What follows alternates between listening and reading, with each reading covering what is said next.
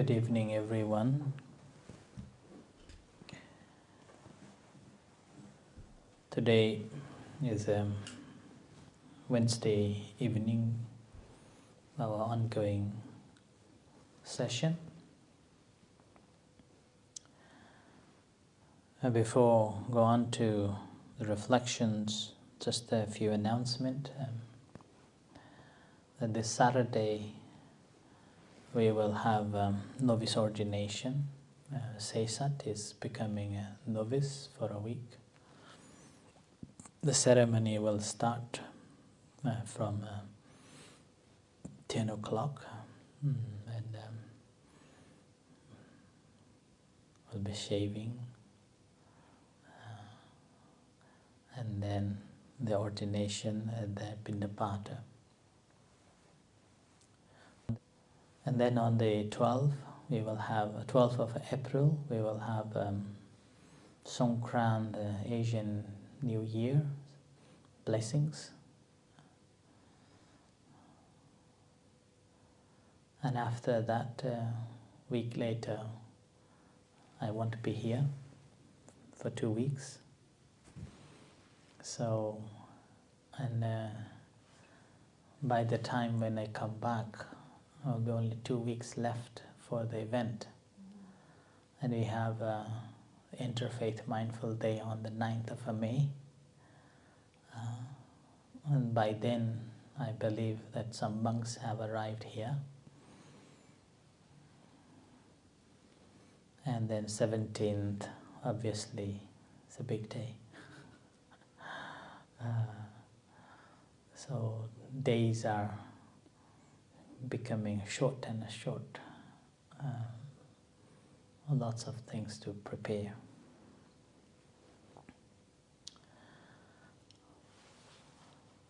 And after that, my life is uncertain. I supposed to leave on that day, but I have taken the courage to stay. I believe that I have accumulated enough merits to survive for some days.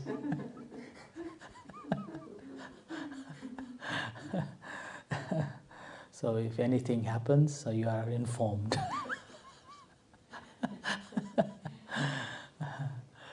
And then after that,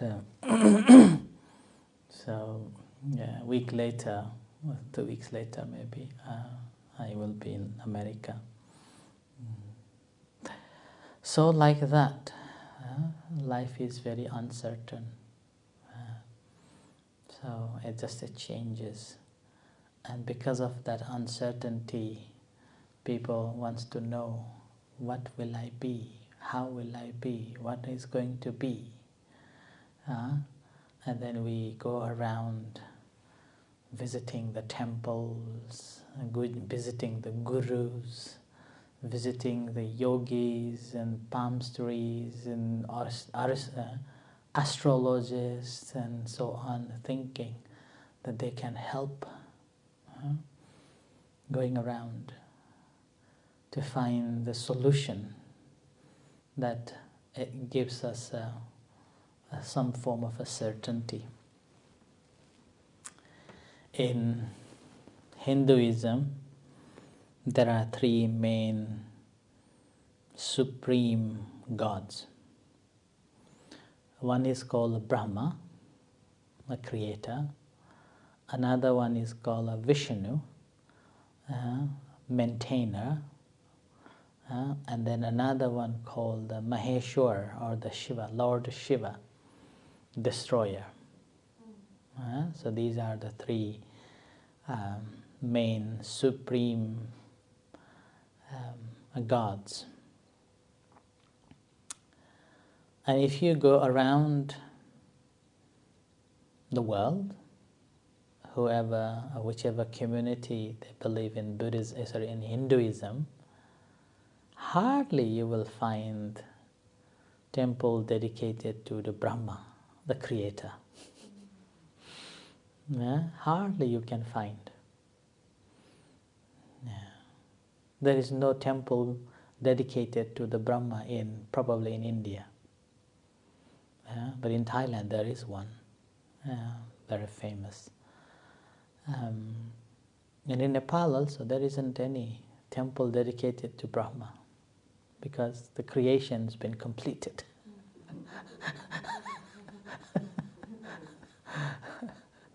So no need to worry. His job is done. And then second, the Lord Vishnu. So Vishnu's the temples created in various forms, like Lord Krishna, Lord Rama, like that. And among these 9 reincarnations of Lord Vishnu, you can find 2 famous gods, eminent of reincarnation of the Lord Vishnu. That's Lord Krishna and Lord Rama. So the temple are dedicated to these 2, quite a lot. And there is even in 19th century and still continue now, there is called Hare Krishna movement. And singing Hare Krishna, and then dancing and playing music. So there are fair enough of temples dedicated to it. Now, thousands of temples dedicated to the Lord Shiva.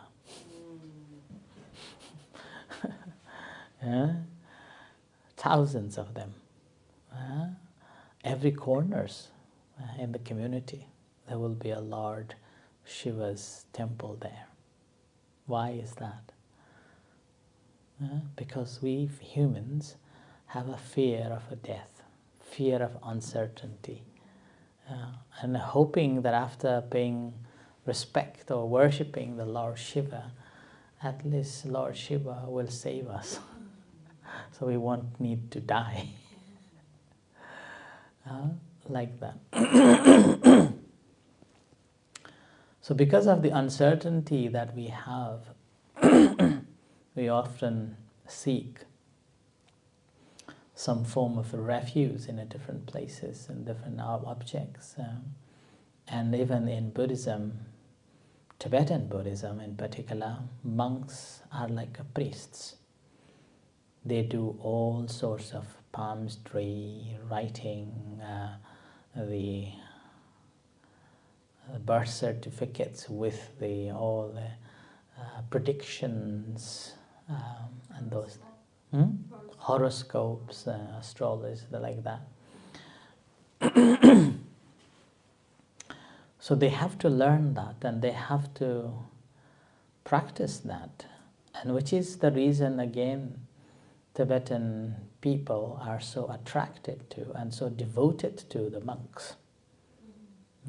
So devoted to the monks. And every month there is a puja going on, worship going on, sponsorship going on.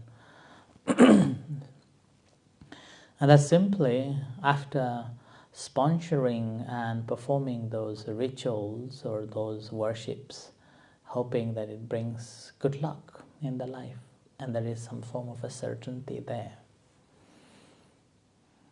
And similarly in Theravada tradition, there are some monks who are well versed in astrology and horoscopes, palmistry, and those the skills, those science, very skilled.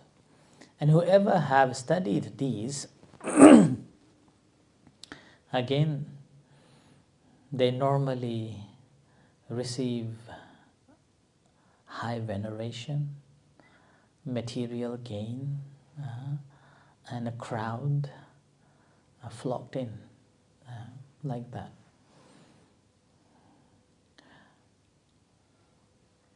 When I was young, I also studied that too, and a fair bit of. But after I became a monk, then there is one particular sutta that the Buddha gave to monks. And that's the first sutta of a Digha Nikaya, called the Brahmajala Sutta. And in the Brahmajala Sutta, Buddha said that monks, you should not engage in these activities. These are not the one that you should perform simply to gain the support, simply to gain the food, lodging, materials, and name and fame, and so on. So then I gave up. Gave up studying about it. But having said that, doesn't mean that there aren't monks who do that. I'm still doing it. But technically, according to this particular discourse, monks should not be practicing such practices. And the problem is, if you don't practice these, and people also don't support you much. And which is another reason why there are monks, those who know about it. When people knew that that monk has got such and such a knowledge, that monk will be busy every day. You may have seen a few years ago there was one monk was here, very old monk, and he knows about these things. And he was here first year. He didn't have any place to stay, and I met him somewhere in one of the restaurants. And then he said that he didn't have a place to stay, so I invited him to stay here. But I asked him not to do or not to practice such. But having known that he knows this skill, people just came in, sneak in. And then there was going on such a practice. Now he's a senior monk, and he's doing, and the people coming to see him. I cannot say anything. And then the following year, he wanted to come and establish a temple in Glasgow. So I sponsor him to come over here, and I also offer a hand that, okay, we'll use the center's name and a charity number and rent a house down in Glasgow and establish a temple like that. But somehow people's interest dropped. We don't have a crowd here. People's interest dropped, and one person can use only one or twice. They don't need every week or a month. After a second or a first or a second time of this skill using, so they didn't come back. So he was like in a limbo, whether to start, whether to stay, whether to go back, like that. So eventually then he left, actually just before the Phansa, ends of Phansa, like that. So that's why when I see why Buddha discouraged monks to practice these, is basically in that way. That the faith and the practice of even the lay followers, they don't have this continuity. They're not seeking towards the study and liberate. That's a temporal liberation they are looking for. And once they have seen, or at least psychologically they felt that it is, then they don't need, they won't come. There are many people even come to the temple here to meditate. And they meditate, and after a couple of meditation, they feel that my stress is gone, I am good, now I don't need anymore. So they don't come. So it's like a similar way, once your suffering ended, you don't need anymore. And this is a temporal. So whereas the Buddha's teachings is not just for the temporal relief, but to learn and practice, so that we can attain the ultimate, that you don't have to reborn again and suffer again. So that's the reason why I think the Buddha was not encouraging monks to practice this astrological or palmistries and what's called numerology and such things to again the interest of people, but rather Buddha encouraged everyone to study and practice the Dhamma, so that liberates all of us. So I offer this as a reflection. Let's practice meditation.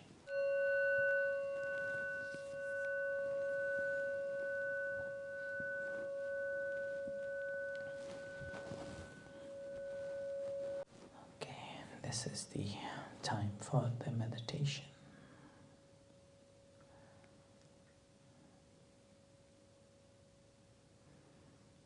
So spend some time observing the body sitting and relaxed.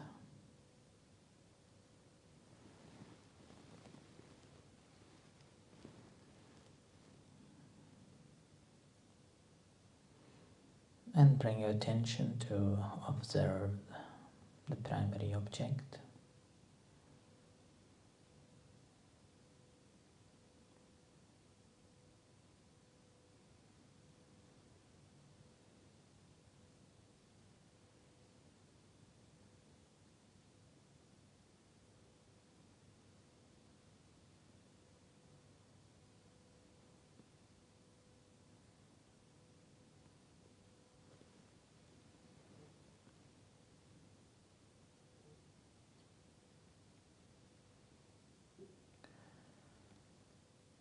As you're working with the primary object,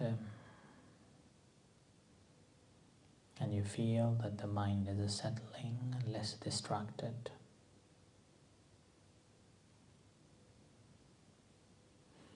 learn to notice the object that you are observing is something different than the mind that is observing.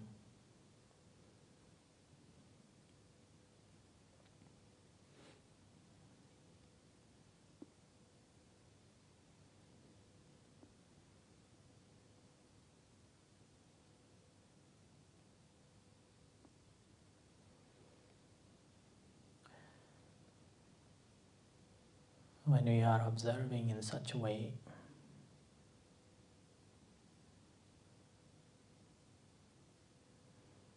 our mind is not violating anything. Our speech, again, in a wholesome state. Our physical action also in a wholesome state.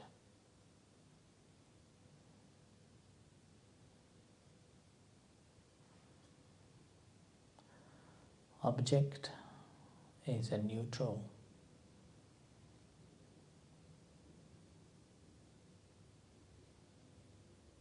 And a material form.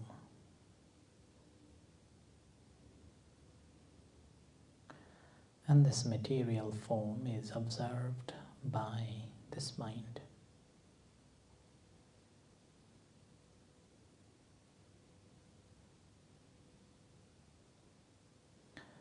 As though you're sitting on a table with a food on the table. So you're sitting and watching before you eat.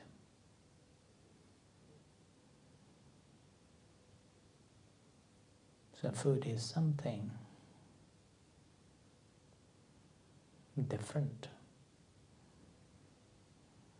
And seeing is something different.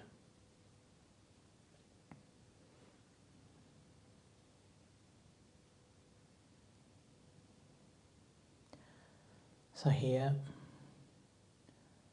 the object, the breath, is a material form.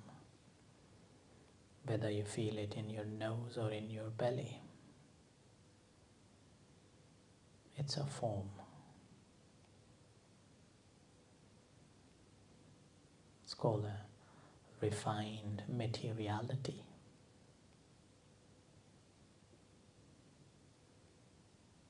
And this form has been noticed or observed, and this observer is a mind.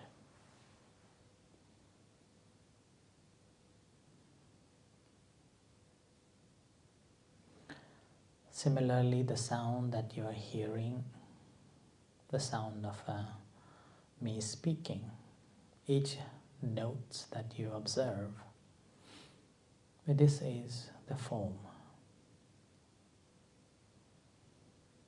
a materiality.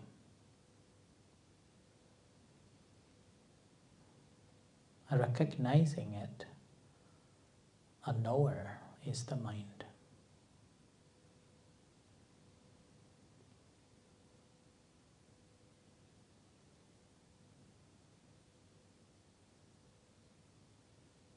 Same with the thought. Often thought looks like a mind.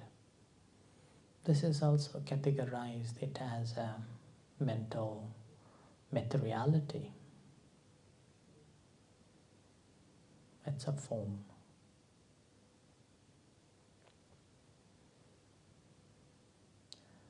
So in those cases, whenever we observe them, observing them as it is, and seeing that the object which is observed is something, the mind which is observing and knowing is different.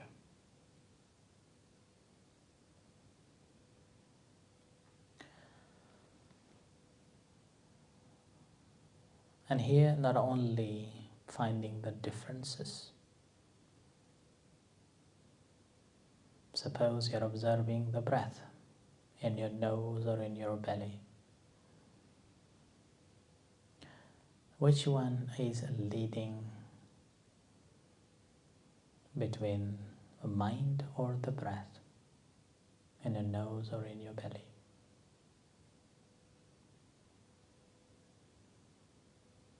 Such as the breath in your belly. Do you see the belly rise first, or the mind notices or reinforces before the belly rise?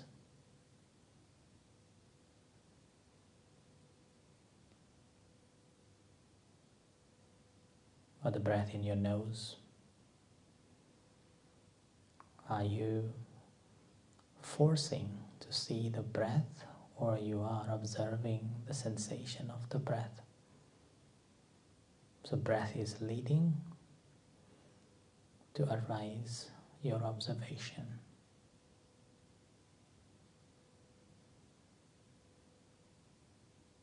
So carefully observing that. Which one is leading each time when we recognize that a particular moment of our awareness.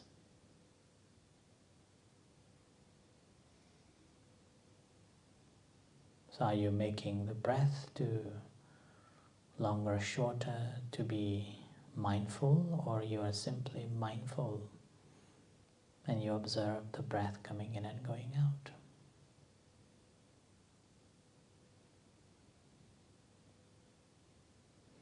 Even the thoughts.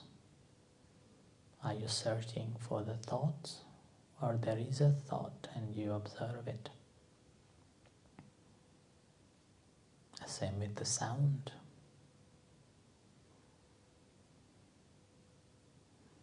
Same with the bodily sensations. The heat, the cold, itchiness, and so on.